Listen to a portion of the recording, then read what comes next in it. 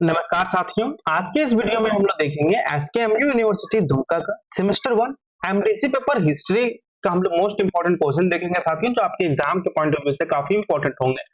साथियों, ऐसे प्रश्न आपके पीवाईक्यूज में पूछे गए हैं और इस बार भी पूछे जाने की पूरी संभावना है। तो साथियों, हम इस पेपर में आपके एमडीसी हिस्ट्री सेमेस्टर 1 के इंपॉर्टेंट क्वेश्चन विद पीवाईक्यूज और सभी प्रकार के क्वेश्चनों को देखेंगे जो आपके एग्जाम में आएंगे। और साथियों, यदि आप इतना प्रश्न कर लेते हैं तो इससे बाहर आपका एक भी प्रश्न एग्जाम में नहीं आने वाला है। तो चलिए साथियों, हम लोग देखते हैं सेमेस्टर 1 एमडीसी पेपर हिस्ट्री का कंप्लीट क्वेश्चन आंसर देखेंगे साथियों एक ही वीडियो में। और यदि एक वीडियो में नहीं हो पाता तो हम लोग नेक्स्ट वीडियो में देखेंगे। और साथियों, ऐसा नहीं है कि सिर्फ एसकेएमयू यूनिवर्सिटी का है, बहुत सारे टॉपिक ऐसा है साथियों जो विनोबा भावे यूनिवर्सिटी के सिलेबस में भी है और झारखंड के कई यूनिवर्सिटीज में सेम सिलेबस है, बस थोड़ा बहुत अंतर है।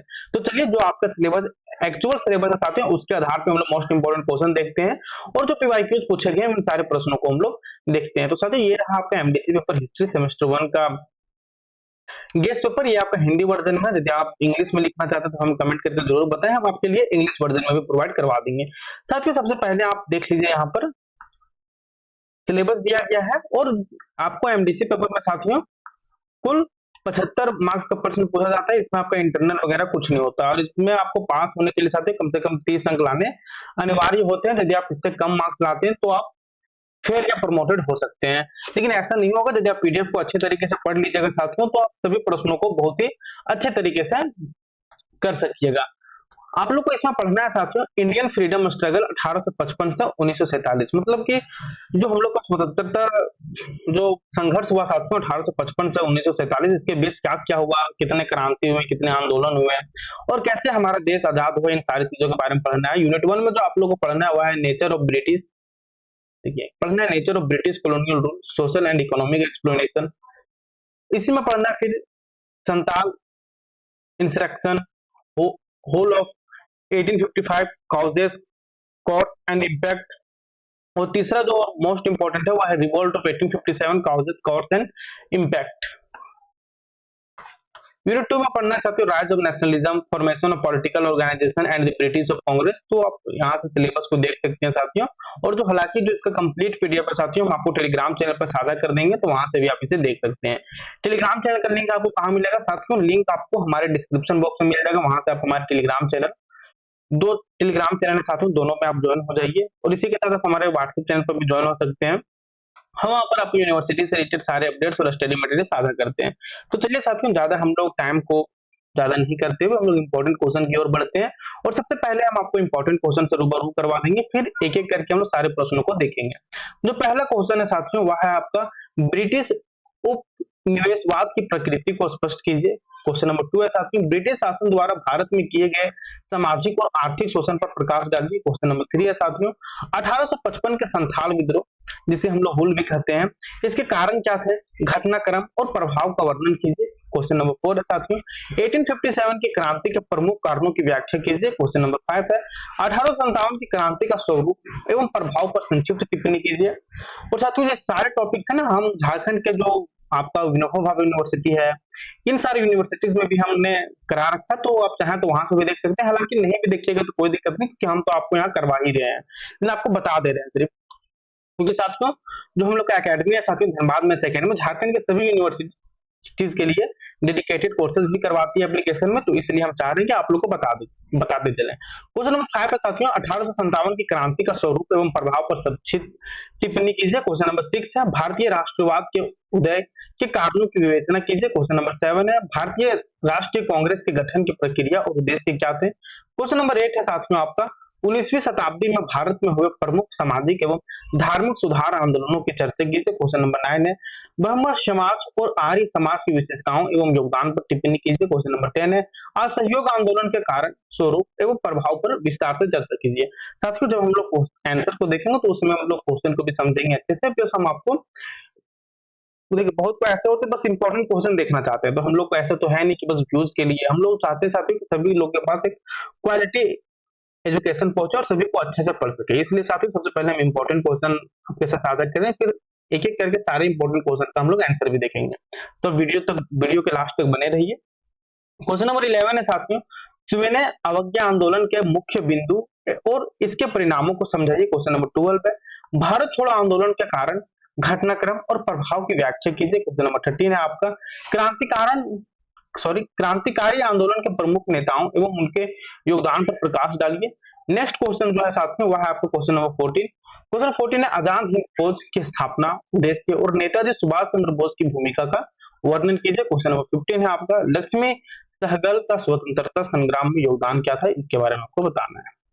चलिए साथियों हम एक एक करके सारे प्रश्नों के उत्तर देखते हैं एकदम सिंपल और आसान भाषा में, ताकि आपको समझने में किसी भी प्रकार का दिक्कत ना हो।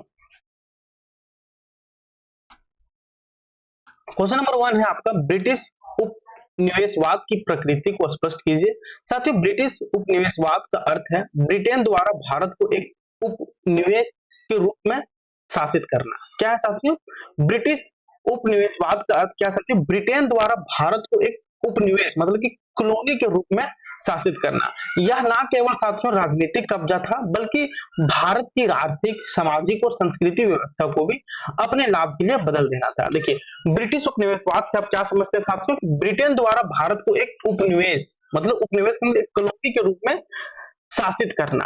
यह केवल राजनीतिक कब्जा नहीं थी, बल्कि साथियों भारत की आर्थिक, सामाजिक और सांस्कृतिक व्यवस्था को भी अपने लाभ के लिए बदल देना था। तो यही था साथियों आपको उपनिवेशवाद।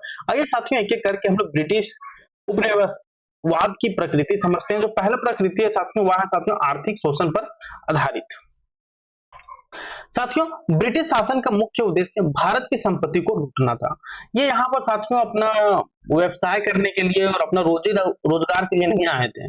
साथियों ये यहाँ पर ब्रिटिश शासन का जो मुख्य उद्देश्य था, जो यहाँ पर मुख्य विचार से आए थे, उनका था साथियों कि भारत का जो संपत्ति है, क्या आपको भी पता है कि भारत को सोने का चिड़िया कहा जाता है, तो और कहा जाता था, और हालांकि अभी भी कहा जाता है, लेकिन उस समय साथियों जब ब्रिटिश शासन यहाँ पर 200-250 साल लगभग राज किए, तो जितना हो सका यहाँ से सोना चांदी सब लूट के चले गए।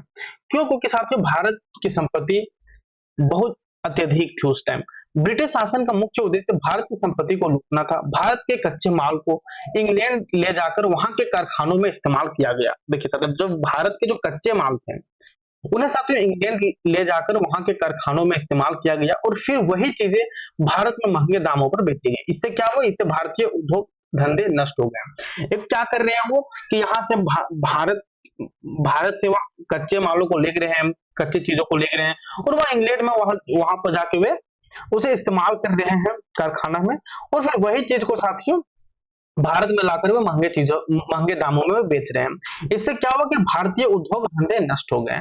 और दूसरा जो प्रकृति है साथियों वह है राजनीतिक नियंत्रण। ब्रिटिशों ने धीरे धीरे पूरे भारत पर कब्जा कर लिया। ईस्ट इंडिया कंपनी ने शुरू में व्यापार किया और फिर षड्यंत्रों और युद्धों के जरिए राजा महाराजाओं को हराकर भारत पर राज किया। क्या साथियों? ब्रिटिशों ने धीरे धीरे क्या किया कि पूरे भारत पर कब्जा कर लिया। ईस्ट इंडिया कंपनी ने शुरू में व्यापार किया, ये तो शुरू में व्यापार करने के मकसद से आए थे, लेकिन साथियों ये फिर अपने षड्यंत्रों और युद्धों के जरिए राजा महाराजाओं को हराकर और आपसी मतभेद बनाकर वह लड़ा देते थे। बाद में 1858 से सीधे ब्रिटिश सरकार ने भारत को अपने अधीन कर लिया। और साथियों 1858 से सीधे ब्रिटिश सरकार ने क्या किया? भारत को अपने अधीन में कर लिया। क्योंकि साथियों ये तो यहाँ पर सबसे पहले व्यापार करने के मकसद से आए थे, लेकिन ये धीरे धीरे तो भारत में कब्जा करने लगे। और साथियों फिर ये अपने षड्यंत्रों और युद्धों के जरिए राजा महाराजाओं को हराकर भारत पर राज किया। उन्हें हराता कैसे था साथियों? एक क्या करते थे ना कि फूट डालो नीति अपनाते थे। मतलब एक होता है ना कि आप गांव में सुनते होंगे कि ये उसको भगा दिया, ये उसको भगा दिया, दोनों में आपस लड़ गए। तो उसी तरह अंग्रेज भी कर देते हैं कि दोनों राजाओं को भड़का देते थे कि ये आपके बारे में ऐसा बोल रहा है, वो राजा लायक नहीं है, आपको शासन करना चाहिए, ऐसे वैसे करके। तो वह फूट डालो नीति अपनाता था। और भी बहुत सारे कारण हैं, तो हम लोग अभी इसमें देखेंगे, क्योंकि साथियों इसमें हम लोग तो पूरा पढ़ रहे हैं 1947 तक का हिस्ट्री देखेंगे तो पूरा सभी चीजों को हम लोग अच्छे से समझेंगे। और तीसरा जो प्राकृतिक था साथियों वह था सामाजिक और सांस्कृतिक हस्तक्षेप। साथियों ब्रिटिशों ने भारतीय समाज की परंपराओं और रीति रिवाजों को बिछड़ा दिया और अपने नियम और शिक्षा प्रणाली थोपे। क्या साथियों कि ब्रिटिशों ने भारतीय समाज की परंपरा क्या क्या इतना तो हो ही रहा था, और इसी के साथ ब्रिटिशों ने क्या किया कि भारतीय समाज की जो परंपरा है साथियों और जो यहाँ का रीति रिवाज है उसको वो बिछड़ा दिया। और अपने नियम और शिक्षा प्रणाली थोपे। उन्होंने अंग्रेजी शिक्षा को बढ़ावा दिया ताकि ऐसे भारतीय पैदा किए जा सकें जो अंग्रेज के लिए काम करें। देखिए अभी अंग्रेजी कितना इंपॉर्टेंट है, तो ये सब पहले से प्री प्लान था। खैर चलिए कोई बात नहीं। सामाजिक और सांस्कृतिक हस्तक्षेप, ब्रिटिशों ने भारतीय समाज की जो परंपरा थी साथियों, उसको वह धीरे धीरे क्या था ना कि उसे नष्ट करने लगा और रीति रिवाजों को वह पिछड़ा देने लगा। अपने नियम और शिक्षा प्रणाली थोपे और जो वहां पर उनका जो इंग्लैंड का था जो नियम, वे सारे नियम यहाँ पर लागू करने लगे और शिक्षा प्रणाली यहाँ पर थोपने लगे। उन्होंने अंग्रेजी शिक्षा को बढ़ावा दिया ताकि ऐसे भारतीय पैदा किए जा सके जो अंग्रेजों के लिए काम करते हो। इसके बाद है साथियों विभाजन की नीति। साथियों ब्रिटिशों ने हिंदू और मुस्लिम समुदायों के बीच फूट डालने की नीति अपनाई ताकि लोग आपस में लड़ते रहे और वे शासन करते रहे। क्या साथियों जो हम आपको भी बताएं वही था विभाजन की नीति, डिवाइड एंड रूल। साथियों ब्रिटिशों ने क्या किया, हिंदू और मुस्लिमों समुदाय के बीच वह फूट डालने की नीति अपनाई ताकि क्या करें, ताकि लोग आपस में लड़ते रहे और वे शासन करते रहे। यही नीति बाद में भारत के विभाजन का कारण भी बनी। और साथियों यही जो नीति था साथियों फूट डालो नीति, यही साथियों यही नीति बाद में भारत के विभाजन का कारण भी बनी। और पांचवा साथियों वह कृषि और कर नीति। आइए इसे समझते हैं। साथियों ब्रिटिशों ने जमींदारी व्यवस्था शुरू की जिससे किसानों से भारी लगान वसूला गया। कई किसान कर्ज में डूब गए और गांव की अर्थव्यवस्था बर्बाद होगी। क्या साथियों कि ब्रिटिशों ने जमींदारी व्यवस्था शुरू की जिससे क्या हुआ, जिससे किसानों से भारी लगान वसूला। देखिए ये तो दूसरे देश से आए थे, ऊपर से हमारे देश में आके हमारे किसानों से ये जमीन हड़प के छीन के उन्हीं पर कर लगा देने लगे। तो जिससे क्या हुआ, जिससे किसान भाई लोग को भारी लगान वसूला गया और कई किसान कर्ज में डूब गए और गांव की अर्थव्यवस्था बर्बाद हो गई। इसके बाद तो साथियों संस्थानों का दोहन। भारत के जंगल, खनिज, नदियां और अन्य प्राकृतिक संस्थानों का अत्यधिक दोहन किया गया। साथियों आपको पहले से पता होगा कि भारत एक सांस्कृतिक और बहुत ही प्राकृतिक देश रहा है हमारा। वो क्या कि ये तो अंग्रेज जो आए थे तो यही मकसद से आए थे कि भारत को ज्यादा लूटा जा सके। और साथियों भारतीय लोग जो ऐसे होते हैं थोड़ा इमोशनल होते हैं, वो मतलब बात में आ जाते हैं। देखिए ऐसे हम इसलिए कर रहे हैं, अब तो ठीक है अब क्योंकि आप जान गए हैं, अपने अतीत से सीख रहे हैं। और हिस्ट्री हम लोग इसलिए भी पढ़ते हैं कि हम लोग अपने अतीत से कुछ सीख सकें। तो यही सारी चीजें हैं। तो क्या हुआ कि वो यहाँ पर अंग्रेज आए हमारे भारत में, यहाँ के जो जंगल थे, खनिज थे, नदियां थे, ये सारी चीजें मतलब तुरंत नहीं हुई, ये धीरे धीरे हुआ। जब ये अंग्रेज लोग यहाँ के शासन को समझे, यहाँ के रूल को समझे, यहाँ के कमजोरी को समझे, तो क्या किए कि ये धीरे धीरे भारत के जंगल, खनिज, नदियां और अन्य प्राकृतिक संस्थानों का अत्यधिक दोहन करने लगे। जिससे क्या हुआ साथियों, जिससे पर्यावरण को नुकसान पहुंचा और स्थानीय लोग गरीबी में डूबते चले गए। और वहां के जो लोग थे साथियों, जहाँ का जंगल, खनिज और नदियां का दोहन हो रहा था, वहां का जो स्थानीय लोग थे साथियों वह गरीबी में डूबते चले गए। इसके बाद साथियों ब्रिटिश उपनिवेशवाद का उद्देश्य केवल भारत पर राज करना नहीं था। साथियों देखिए बहुत इंपॉर्टेंट लाइन है कि ब्रिटिश उपनिवेशवाद का उद्देश्य केवल भारत पर राज करना नहीं था, बल्कि यहाँ की संपत्ति और मेहनत का उपयोग ब्रिटेन के लाभ के लिए करना था।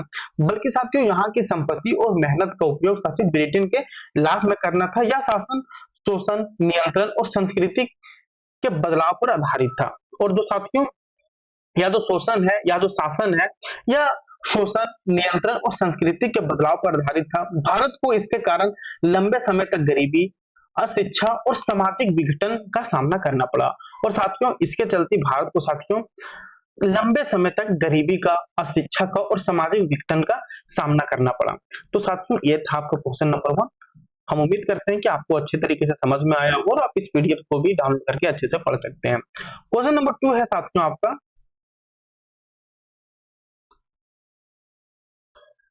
जब ब्रिटिशों ने क्वेश्चन नंबर 2 पहले हम पढ़ लेते हैं। ब्रिटिश शासन द्वारा भारत में किए गए सामाजिक और आर्थिक शोषण पर प्रकाश डालिए। ये भी देखिए क्वेश्चन घुमा के भी पूछ सकता है, तो चलिए हम लोग देखते हैं। क्या है कि ब्रिटिश शासन द्वारा भारत में किए गए सामाजिक और आर्थिक शोषण पर एक प्रकाश डालिए। मतलब कि ब्रिटिश ने किस प्रकार से सामाजिक और आर्थिक शोषण किया भारत पर, इस पे आपको विचार करना है या फिर प्रकाश डालना है या फिर विवरण देना है, इस प्रकार से पूछा जा सकता है क्वेश्चन आपको। साथियों, जब ब्रिटिशों ने भारत पर शासन किया तो उन्होंने ना केवल भारत की राजनीति को अपने हाथ में लिया, बल्कि यहाँ के लोगों का सामाजिक और आर्थिक रूप से भी बहुत शोषण किया। देखिए साथियों, शोषण करने का मतलब है साथियों कि उन लोगों के साथ दुर्व्यवहार किया, उन लोग को मारा पीटा गया, और मतलब जितना से जितना टॉर्चर हो सके, ये सारी चीजें। तो क्या था साथियों, जब ब्रिटिशों ने भारत पर शासन किया तो उन्होंने ना केवल भारत की राजनीति को अपने हाथ में लिया, कि साथियों क्या है कि जब ब्रिटिशों ने भारत पर शासन किया तो ऐसा नहीं था कि सिर्फ वह भारत की जो राजनीतिक था उसको अपने हाथ में लिया, बल्कि साथियों यहाँ के लोगों का सामाजिक और आर्थिक रूप से भी बहुत शोषण किया गया। कैसे साथियों, आर्थिक रूप से कैसे, जैसे आपको हम बताएं कि जो वहां के स्थानीय लोग थे, वहां पे जंगल वगैरह काट दिए गए, खनिज वगैरह का दोहन किया गया, नदियां का दोहन किया गया, और जो उनसे जमीन के साथियों वो छीन लिया गया और उनसे कर वसूलने लगा। देखिए, जिन किसानों को छीन लिया गया, और बाकी किसानों से क्या करने लगा गया कि आप जितना उपजा रहे हैं उसका हमको कर चाहिए। और मतलब ठीक है, चलिए कर, ठीक है, वहां राजा भी लेते थे पहले, लेकिन साथियों अत्यधिक कर लेने लगा। मान लीजिए कि किसान का खेती ही नहीं तो कर कहां से देगा, और यदि खेती में ही निर्भर है तो इसी प्रकार से कि यहाँ के लोगों का सामाजिक और आर्थिक रूप से भी बहुत शोषण किया गया। उनके शासन का उद्देश्य केवल लाभ कमाना था, और साथियों उसका कोई मतलब नहीं था कि भारतीय लोग कैसे रहे कि नहीं रहे, बस उसका एक ही उद्देश्य था साथियों कि इनसे लाभ कैसे कमाया जाए भारत से। और इसके लिए उन्होंने भारत के लोगों और संस्थानों की पूरी तरह से उपयोग किया, और जिसके चलते साथियों उन्होंने क्या किया कि भारत के लोगों और संस्थानों का पूरी तरह से उन्होंने उपयोग किया। नेक्स्ट साथियों, आर्थिक शोषण। हम लोगों के राजनीतिक और आर्थिक शोषण दोनों देख रहे हैं। तो पहला था साथियों कृषि क्षेत्र का शोषण। साथियों ब्रिटिशों ने खेती के पुराने तरीके बदलकर भारी कर वसूली की। ब्रिटिशों ने क्या किया साथियों कि ब्रिटिशों ने खेती के पुराने तरीके बदलकर भारी कर वसूली की, जमींदारी व्यवस्था लागू की, जिससे किसान भारी लगान देने को मजबूर हो गए। जिससे क्या हुआ कि किसान भारी लगान देने के लिए वो मजबूर हो गए जमींदारी व्यवस्था से। नेक्स्ट है साथियों आपका, किसान कर्ज में डूबते चले गए और उनके बाद अकाल पड़ने पर भी उन्हें राहत नहीं मिली। इसके बाद दूसरा है साथियों, वह भारतीय उद्योगों का नाश। साथियों भारत के कपड़ा उद्योग, दस्तकारी और छोटे छोटे कुटीर उद्योग ब्रिटिश मशीनों से बनी चीजों की वजह से नष्ट हो गए। क्या हुआ कि जो भारत में जो पहले हम दस्तकारी और छोटे छोटे कुटीर उद्योग थे साथियों, वो क्या हुआ कि ब्रिटिश मशीनों से बनने के कारण वो सारी मशीनें नष्ट हो गई। भारतीय सामान पर टैक्स लगाया गया और अंग्रेजी सामान को सस्ता किया गया। देखिए क्या हुआ कि देखिए सारा कारोबार तो अंग्रेज पर ही आ गया, तो जो यहाँ भारत में जो चीजें बन रही थी साथियों उसमें अंग्रेज लोग क्या किए कि टैक्स लगा दिए, और वे अपने चीजों को साथियों टैक्स मुक्त कर दिए ताकि भारत के लोग, ऐसा होता है कि इसमें इतना टैक्स लग रहा है, ये लोग क्यों खरीदें, दूसरा खरीद लेते हैं अंग्रेज। तो वहां दो ही ऑप्शन ही था, अंग्रेज और भारत वाले चीजों का। तो भारतीय चीजों पर इतना ज्यादा टैक्स लगा देने के कारण वो चीज महंगी हो गई, तो क्या किए लोग वहां गए फिर अंग्रेज के सामान खरीदने लगे। लाखों कारीगर बेरोजगार हो गए, क्योंकि साथियों ब्रिटिशों ने क्या किया कि अपना मशीन यहाँ पर चालू कर दिया इसलिए। इसके बाद साथियों व्यापार में ब्रिटिशों का नियंत्रण। साथियों सारा व्यापार अंग्रेजों के हाथ में चला गया। क्या कि सारा व्यापार अंग्रेजों के हाथ में चला गया। भारत से कच्चा माल इंग्लैंड भेजा जाता और वहां से तैयार माल भारत में बेचा जाता है। इसका सारा फायदा साथियों ब्रिटेन को होता था और भारत को सिर्फ नुकसान। इसके बाद साथियों नकदी फसलों की मजबूरी। आइए देखते हैं, किसानों को खाने की फसल की बजाय नील, कपास, अफीम जैसी नकदी फसलें उगाने के लिए मजबूर किया गया। देखिए किसानों को खाने की फसलों के बजाय साथियों नील, कपास, अफीम जैसी नकदी फसलें उगाने के लिए मजबूर किया गया, क्योंकि साथियों ये महंगी चीजें थी। इससे भारत में खाने की कमी हो गई और कई बार भूखमरी फैली। इसके बाद साथियों सामाजिक शोषण। साथियों भारतीय समाज को पिछड़ा बताया गया। ब्रिटिशों ने भारतीय परंपराओं, धर्म और रीति रिवाजों को नीचा दिखाया। उन्होंने अंग्रेजी संस्कृति को श्रेष्ठ बताकर भारतीय समाज में हीन भावना कर दी। इसके बाद दूसरा था साथियों अंग्रेजी शिक्षा की मजबूरी। ब्रिटिशों ने अंग्रेजी भाषा और शिक्षा को जरूरी बना दिया ताकि भारतीय लोग उन्हीं के अनुसार सोचने लगे। कि अभी भी आप देखते होंगे कि हर इंटरव्यू में, हर जॉब में आपको इंग्लिश आनी ही चाहिए। इसका मकसद था ऐसे लोग पैदा करना जो अंग्रेजों के आदेशों का पालन करें। इसके बाद साथियों जातिवाद और फूट डालो नीति। ब्रिटिशों ने हिंदू, मुस्लिम और अन्य जातियों के बीच मतभेद बढ़ाए। इससे समाज में एकता नहीं बन पाई और लोगों के बीच साथियों झगड़े होते रहे। इसके बाद है कानून और न्याय प्रणाली में भेदभाव। ये देखते हैं इसको। अंग्रेजों ने ऐसे कानून बनाए जो भारतीयों के लिए सख्त और अपने लिए ढीले थे। क्या है कि अंग्रेजों ने ऐसे कानून बनाए साथियों जो भारतीयों के लिए सख्त और अपनों के लिए ढीले थे। भारतीयों को न्याय पाना कठिन होता था और अंग्रेजों को अधिक सुविधा मिलती थी। क्या था कि देखिए कानून और न्याय प्रणाली में भेदभाव होता था। कैसे कि अंग्रेजों ने ऐसे कानून बनाए जो भारतीयों के लिए सख्त और अपने लिए ढीले थे। हम अपने लिए कहने मतलब अंग्रेजों के लिए वह नॉर्मल थे। भारतीयों को न्याय पाना कठिन होता था और अंग्रेजों को अधिक सुविधा मिलती थी। क्योंकि साथियों सारा कारोबार तो अंग्रेजों में ही थी, तो जो अंग्रेज लोग कुछ करते थे तो उन लोग को माफ कर दिया जाता था। यही भारतीय लोग पर दुर्व्यवहार किया जाता था। ब्रिटिश शासन ने भारत को बहुत गहरा नुकसान पहुंचाया। उन्होंने आर्थिक रूप से भारत को कमजोर कर दिया। क्या कहते हैं कि ब्रिटिश शासन ने क्या किया, भारत को बहुत गहरा नुकसान पहुंचाया। उन्होंने आर्थिक रूप से भारत को कमजोर कर दिया और सामाजिक रूप से हीन भावना फैलाई। देखिए ब्रिटिश शासन ने क्या किया था, भारत को बहुत ही गहरा नुकसान पहुंचाया। उन्होंने आर्थिक रूप से भारत को कमजोर कर दिया और सामाजिक रूप से हीन भावना फैलाई। भारतीय जनता की मेहनत का फायदा ब्रिटिश सरकार ने उठाया और भारत को गरीबी, अशिक्षा और बेरोजगारी में धकेल दिया। क्या साथियों कि भारतीय जनता की मेहनत का फायदा उठाया, भारतीय जनता की मेहनत का फायदा उठाया कौन, ब्रिटिश सरकार ने, और भारत को गरीबी, अशिक्षा और बेरोजगारी में धकेल दिया। नेक्स्ट क्वेश्चन है साथियों आपका है 1855 के संथाल विद्रोह के कारण, घटनाक्रम और प्रभाव को वर्णन कीजिए। साथियों एक वेरी वेरी इंपॉर्टेंट क्वेश्चन है, तो आप इसे वीवीआई कर लीजिए और इसे आप जरूर ही देख लीजिए। साथियों 1855 में झारखंड के संथाल आदिवासियों ने अंग्रेजों और जमींदारों के अत्याचार के खिलाफ एक बड़ा विद्रोह किया। क्या था साथियों 1855 के संथाल विद्रोह। साथियों यह आदिवासियों का विद्रोह था 1855 में। झारखंड के संथाल, झारखंड के किन लोगों का, झारखंड के संथाल आदिवासियों ने अंग्रेजों और जमींदारों के अत्याचार के खिलाफ एक बड़ा विद्रोह किया। किन किन लोगों ने विद्रोह किया साथियों और किनके लिए विद्रोह किया, संथाल आदिवासियों ने अंग्रेजों और जमींदारों के अत्याचार, किन किन लोगों के लिए यह विद्रोह किया गया था, अंग्रेजों और जमींदारों के अत्याचार के खिलाफ एक बड़ा विद्रोह किया। किन लोगों ने, संथाल आदिवासियों ने, जिसे साथियों संथाल हुल कहा जाता है। संथाल हुल किसे कहा जाता है साथियों, 1855 में जब झारखंड के संथाल आदिवासियों ने अंग्रेजों और जमींदारों के अत्याचार के खिलाफ एक बड़ा विद्रोह किया साथियों, इसी विद्रोह को साथियों संथाल हुल भी कहा जाता है। यह विद्रोह मुख्य रूप से साहूकारों, महाजनों और अंग्रेज अधिकारियों द्वारा किया जा रहे शोषण के कारण हुआ था। और साथियों यह जो विद्रोह था साथियों मुख्य रूप से किन लोगों, साहूकारों, महाजनों और अंग्रेज अधिकारियों द्वारा किए जा रहे शोषण के कारण हुआ था। देखिए हर चीज का कुछ ना कुछ कारण होता है साथियों, और ये विद्रोह का कारण क्या था कि साहूकारों, महाजनों और अंग्रेज अधिकारियों द्वारा इतना किए जा रहे शोषण का कारण था।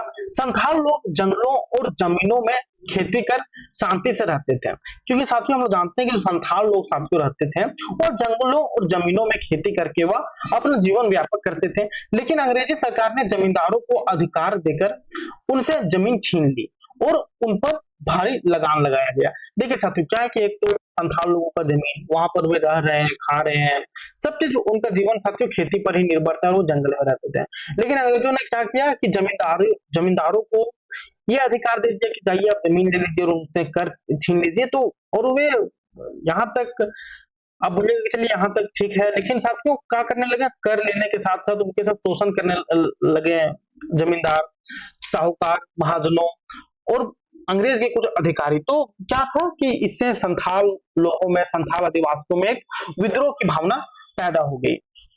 तो वही था कि देखिए संथाल लोग जंगलों और जमीनों में खेती कर शांति से रहते थे, लेकिन अंग्रेजी सरकार ने जमींदारों को अधिकार देकर उनसे जमीन छीन ली और उन पर भारी लगान लगाया गया। साथ ही महाजन उन्हें कर्ज में फंसाकर उनकी मेहनत का फायदा उठाते थे। और साथियों क्या करते थे, देखिए साथ ही महाजन उन्हें कर्ज में फंसाकर उनकी मेहनत का फायदा उठाते थे। जब संथाल लोग अपने दुख सरकार से कहने जाते तो कोई उनकी सुनवाई नहीं होती थी, इससे वे बहुत दुखी और गुस्सा में थे।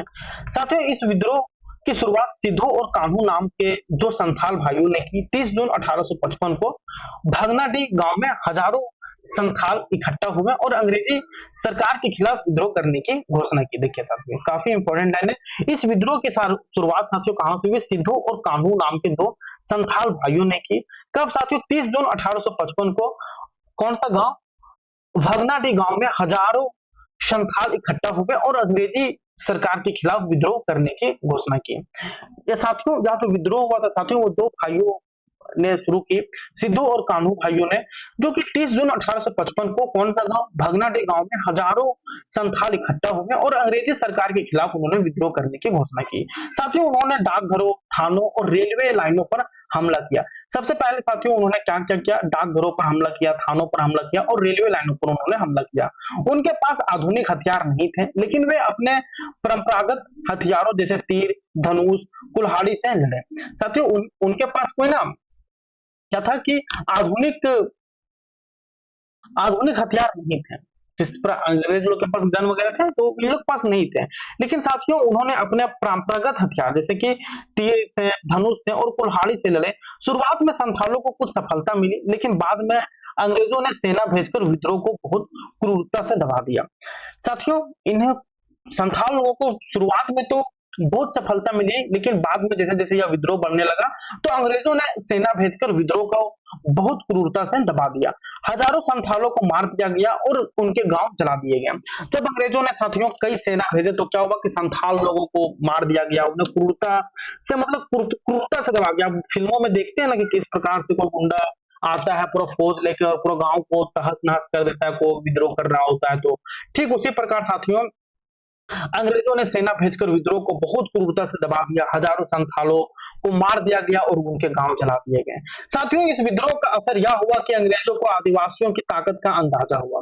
साथियों पहले तो इनको खूब सफलता मिलती गई, लेकिन जैसे जैसे यह विद्रोह बढ़ता गया तो इस विद्रोह का असर यह हुआ कि अंग्रेजों को आदिवासियों की ताकत का अंदाजा हुआ। उन्होंने संथालों के लिए एक अलग प्रशासनिक क्षेत्र बनाया और साथियों अंग्रेजों ने क्या किया कि उनके लिए एक अलग प्रशासनिक क्षेत्र बनाया जिसे संथाल परगना कहा गया। देखिए संथाल परगना हो सकता है कि आप लोग को डिफाइन करने के लिए आ जाए, तो आप कैसे डिफाइन कीजिएगा कि जब ये विद्रोह हो रहा था तो अंग्रेजों को एक डर हो गया, उन लोगों को संथाल लोगों का जो है ताकत का अंदाजा हो गया, तो उन्होंने संथाल के लिए एक अलग प्रशासनिक क्षेत्र बनाया साथियों, जिसे साथियों संथाल परगना कहा गया।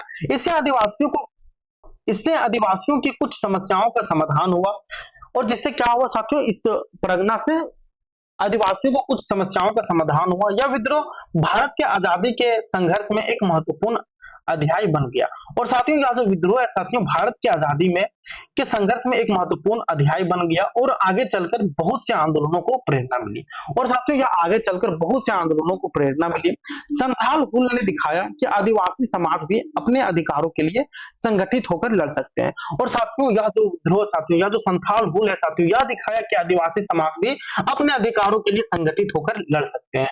साथियों ये क्वेश्चन वेरी वेरी इंपॉर्टेंट है, तो इसे आप जरूर कर लीजिएगा। आइए साथियों नेक्स्ट क्वेश्चन देखते हैं, ये भी बहुत ही इंपॉर्टेंट है। 1857 की क्रांति के प्रमुख कारणों की व्याख्या कीजिए। साथियों ये आपके एग्जाम में के पॉइंट ऑफ व्यू से काफी इंपॉर्टेंट है, ये हर यूनिवर्सिटी के एग्जाम में पूछती है। साथियों पहले तो क्वेश्चन देखिए, पहले हम लोग समझते हैं इसका क्या कारण था, इसके बारे में पूरा हम लोग डिटेल में समझेंगे।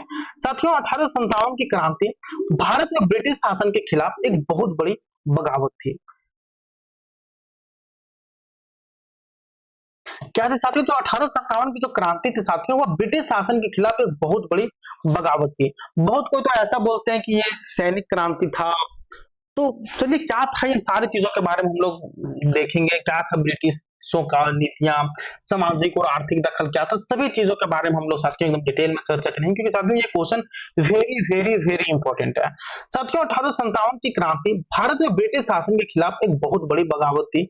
इस क्रांति के कई कारण थे जिन्हें हम राजनीतिक, सामाजिक, आर्थिक, धार्मिक और सैनिक कारणों में बांट सकते हैं। क्या देखिए साथियों, इस क्रांति के साथियों कई कारण थे जिन्हें हम राजनीतिक, सामाजिक, आर्थिक, धार्मिक और सैनिक कारणों में बांट सकते हैं। सबसे पहला कारण था साथियों ब्रिटिशों की नीतियां और अत्याचार, जिसमें से पहला जो हम लोग कारण देखेंगे साथियों वह था ब्रिटिशों की नीतियां और अत्याचार, जिसमें हम पढ़ेंगे डॉक्ट्राइन ऑफ लेप्स। साथियों अंग्रेजों ने धीरे धीरे कई भारतीय रियासतों को हड़प लिया। उन्होंने उन्होंने हड़प नीति मतलब कि डोक्लाइन ऑफ लेप्स के तहत झांसी, नागपुर, सतारा जैसे राज्यों को जबरन अपने अधिकार में ले लिया।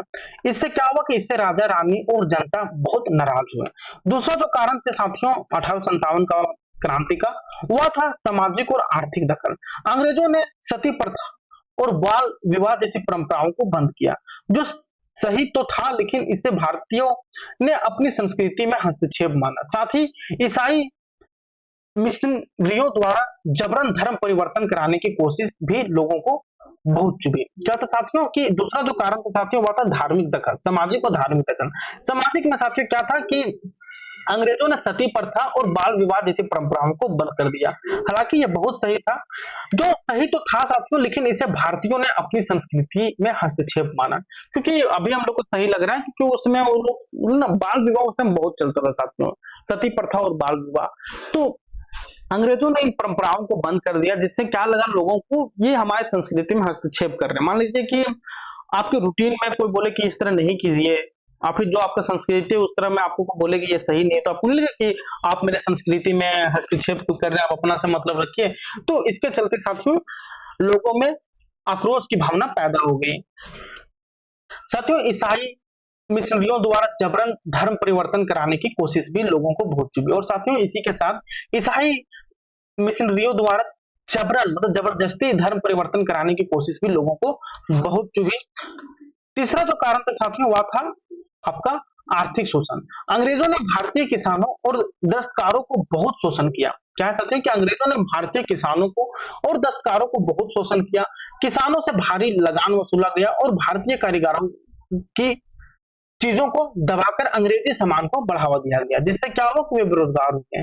तो चौथा कारण था साथियों वह था सैनिकों में असंतोष। अंग्रेज भारतीय सिपाहियों को बहुत कम वेतन देते थे और उनके साथ भेदभाव करते थे। सबसे बड़ा कारण तब बना जब नई एनफील्ड राइफल आई, जिसमें कारतूस को मुंह से खोलना पड़ता था और उसमें गाय और सुअर की चर्बी लगी थी। यह बात हिंदू और मुस्लिम दोनों सिपाहियों की धार्मिक भावनाओं को ठेस पहुंचने लगी, क्योंकि साथियों उसमें कहा जाता था कि सुअर की चर्बी दिया गया है कुछ इस प्रकार से। तो वही देखिए क्या था चौथा जो कारण था साथियों हुआ था सैनिकों में असंतोष।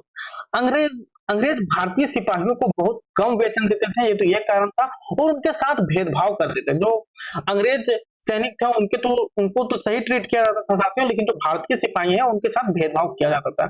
सबसे बड़ा कारण तब बना जब नई एनफील्ड राइफल में साथियों आई, जिसमें कारतूस को मुंह से खोलना पड़ता था और उसमें गाय और सुअर की चर्बी लगी थी। यह बात हिंदू और मुस्लिम दोनों सिपाहियों की धार्मिक भावनाओं को ठेस पहुंचाने वाली थी, क्योंकि साथियों जो सुअर होता है वह मुस्लिम समुदाय के लिए पवित्र है और गाय है साथियों वह हिंदू समुदाय के लिए पवित्र है। तो ये दोनों जातियों में और दोनों समुदायों में एक आक्रोश की भावना पैदा हो गई।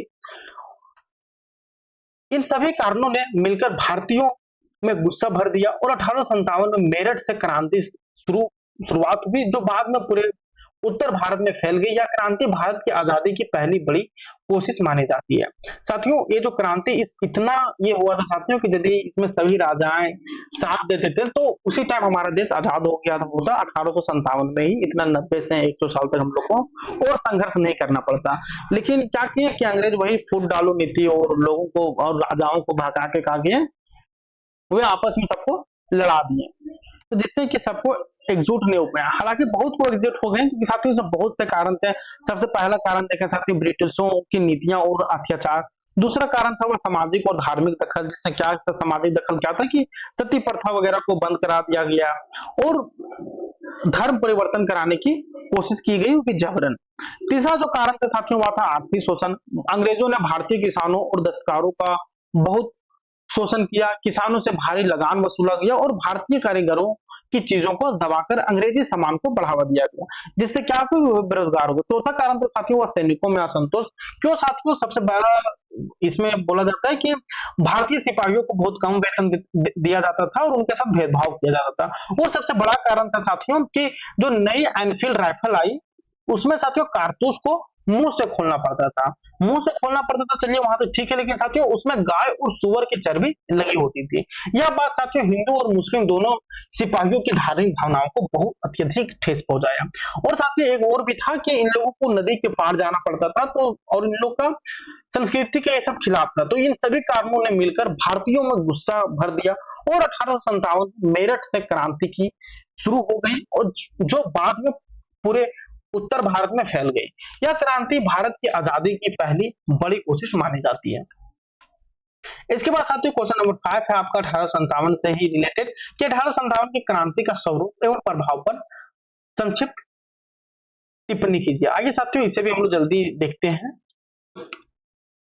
साथियों 1857 की क्रांति का स्वरूप बहुत महत्वपूर्ण था। इसे कुछ लोग साथियों भारत की पहली स्वतंत्रता संग्राम भी मानते हैं, हालांकि है भी, क्योंकि साथियों इसमें आप पढ़िएगा इसको डिटेल में, तो साथियों इसमें यदि सभी राजाएं अच्छे से साथ दे देते तो इसी टाइम हमारा देश आजाद हो गया होता।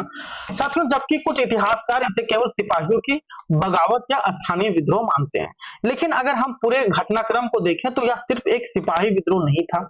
इसमें आम जनता, किसान, जमींदार, राजे महाराजे और कई वर्गों के लोग इसमें शामिल थे। यह विद्रोह साथियों अंग्रेजों के खिलाफ लंबे समय से बढ़ रहे गुस्से का नतीजा था, इसलिए इसका स्वरूप राष्ट्रीय और व्यापक था। भले ही यह पूरे देश में एक साथ ना फैल सका, लेकिन साथियों यह हमारे स्वतंत्रता के लिए एक नींव बन गई 1857 की क्रांति। साथियों इस क्रांति के कई महत्वपूर्ण प्रभाव पड़े। सबसे बड़ा असर यह हुआ कि अंग्रेज ईस्ट इंडिया कंपनी का शासन खत्म कर दिया गया और भारत का शासन सीधे ब्रिटिश सरकार के हाथ में चला गया। देखिए काफी इंपॉर्टेंट है, क्या है कि इस क्रांति के कई महत्वपूर्ण प्रभाव पड़े। सबसे बड़ा असर यह हुआ कि साथियों अंग्रेज ईस्ट इंडिया कंपनी का शासन खत्म कर दिया गया और भारत का शासन सीधे ब्रिटिश सरकार के हाथ में चला गया। ब्रिटिश सरकार ने रानी विक्टोरिया की घोषणा जारी कर भारतीयों को कुछ अधिकार देने का वादा किया, लेकिन असल में स्थिति ज्यादा नहीं बदली। इसके अलावा साथियों अंग्रेजों ने भारतीयों को लड़ने से रोकने के लिए फूट डालो और राज करो की नीति अपनाई और हिंदू मुस्लिम एकता को तोड़ने की कोशिश की। हालांकि 1857 की क्रांति साथियों पूरी तरह सफल नहीं होगी, लेकिन इसने आजादी की भावना को जन्म दिया और आगे चलकर यह कई आंदोलन इसी भावना से प्रेरित हुए। यह क्रांति साथियों भारतीयों के आत्मसम्मान और आजादी की पहली बड़ी आवाज थी। क्वेश्चन नंबर 6 है साथियों भारतीय राष्ट्रीयवाद के उदय के कारणों की विवेचना कीजिए। तो आप इसे भी पीडीएफ से बहुत ही अच्छे तरीके से देख सकते हैं साथियों।